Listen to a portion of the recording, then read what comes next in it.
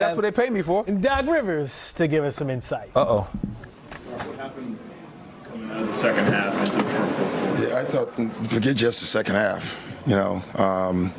Never got any offensive rhythm throughout the game, in my opinion, more than just the second half. But the second half, the turnovers, the sloppy play, just killed us. It really did. But I thought it was all game. I just didn't like how we played. I didn't like how we played last game. Didn't like how we played tonight. All game. I mean, I know what they have. I get that. You can visually see that athletically, and they're big. And I just thought that, I just thought we had more. I really did. Coach, after you laid the feet of your point guard, James Harden, I don't lay the feet of anybody. We're a team. We don't do that. We really are. We lost together as a group. I lost, Joel lost, James, we all lost. And, the greatest thing about this is you keep trying to put your team back in these positions to win. That's what's so great about this. You don't lose and then go home. You get to come back. And say that about James and all of our guys. That's the greatest part. A lot of people don't ever want to come back. Our guys, you put everything you have into it every year, knowing that there's a chance, and probably the better chance, that you're not going to win it. But you want to believe every year that you can. And every year that you don't, you get your heart broken, and it's worth it. It's absolutely worth it, and I'll tell you that. Coach, to that point, though, James only took 2 shots in the second half. Yeah. Would you like him to be a little bit more aggressive? Yeah, listen, I'm not going to make this a referendum on James, okay? We just could have played better. The ball could have moved more. I don't know. Did we have enough time to get our stuff in? I don't know that. I thought we did, honestly. I really did. But clearly we didn't. You said you want to make this all about James, but I did ask you to evaluate his performance all season. Yeah, I'll do that later, Keith. I'm not going to do that after a game.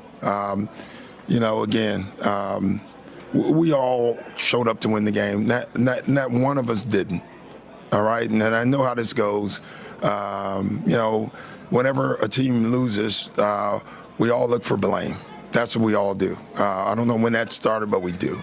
And you know what? I think all of us have big enough shoulders that we can take it, and we just keep working and doing our best. I know it's still kind of close, but it's this season. How are you going to remember this? I mean, I know it started off. We had a lot of distractions this year, Keith. We really did. And I think when I look back on this season, not having our second best player for most of the year, and no one thought we would be where we would record-wise. And so I like to think that we did a hell of a job getting us there, all right? And then we get James, and we wanted to see if we had enough time to put it together. And clearly we did not. And I thought execution was a major problem, in my opinion. So I think we should celebrate Joel. Jokic is a worthy MVP, but so was Joel, and so was Giannis.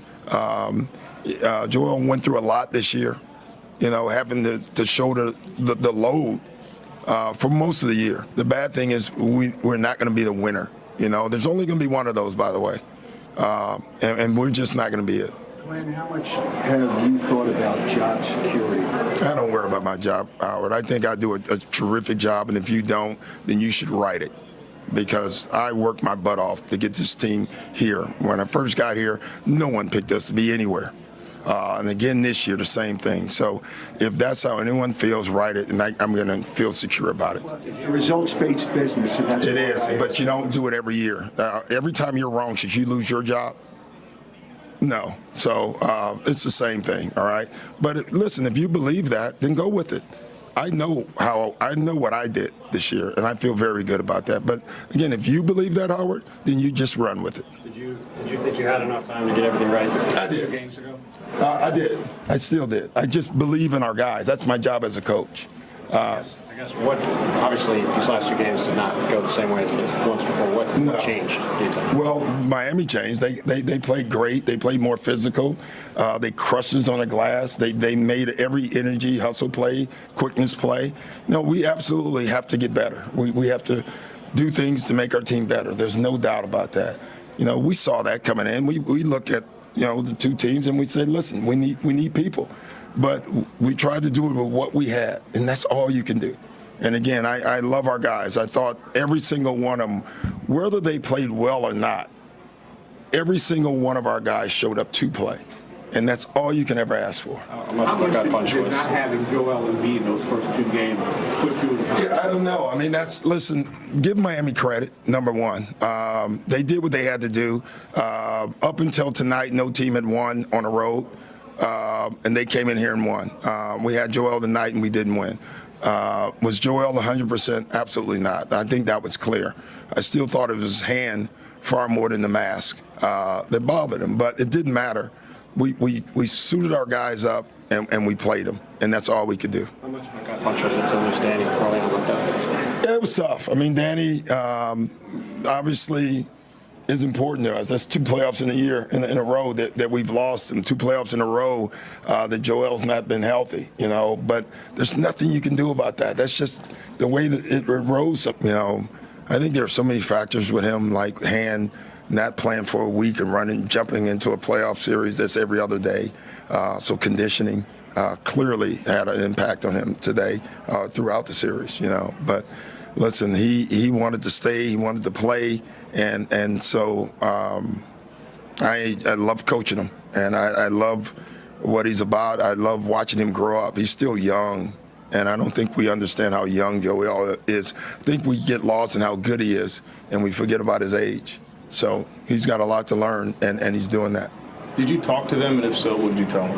I don't ever share that, but of course we talk, but I don't share that. You were searching for whatever, off the bench. Yeah. Furkan couldn't really give you much Yang, really. And then the third quarter, you end up running the offense through Shake because he was the guy that was we're searching giving you for whatever we can get. I mean, at that point, that's not a good place to be. But it's the place we were in, and you just try to do what you can do to get your offense going. How is Danny doing? Not good, So I don't know what happened, but I mean, you all saw it. It can't be good. So I felt for him, and I want to say this too, without getting emotional. Paul Millsap, maybe his last game of his career, and. I think people at the losses think it's just me or Joel or James taking it hard. I'm looking at this guy. He's given his whole career to basketball, and he's in there crying after the game. And so for me, that was really sad. So many of these guys, they give it to the city. They give everything they have. And sometimes it's just not good enough. I came to the conclusion at the end of this game, we were not good enough to beat Miami. I can accept that. And we just were not.